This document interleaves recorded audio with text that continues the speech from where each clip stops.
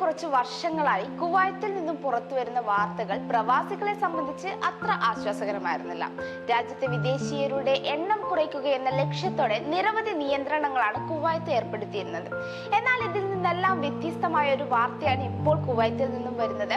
വിദേശികൾക്ക് അപേക്ഷിക്കാൻ കഴിയുന്ന പുതിയ തൊഴിലവസരങ്ങൾ പ്രഖ്യാപിച്ചിരിക്കുകയാണ് കുവൈത്ത് മുനിസിപ്പാലിറ്റി പുറത്തുവിട്ട വാർഷിക റിപ്പോർട്ട് പ്രകാരം 1090 ഒഴിവുകളാണ് വന്നിട്ടുള്ളത്.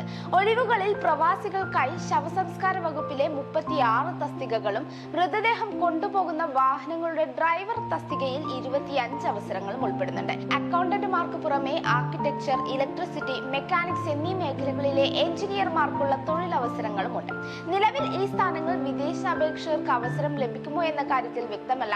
ഇത് സംബന്ധിച്ച വിശദമായ വിവരങ്ങൾ ഉടൻ പുറത്തുവിട്ടേക്കും. ഇതുപോലുള്ള ഇൻഫോർമേറ്റീവ് വീഡിയോസിനായി പേജ് ഫോളോ ചെയ്യും.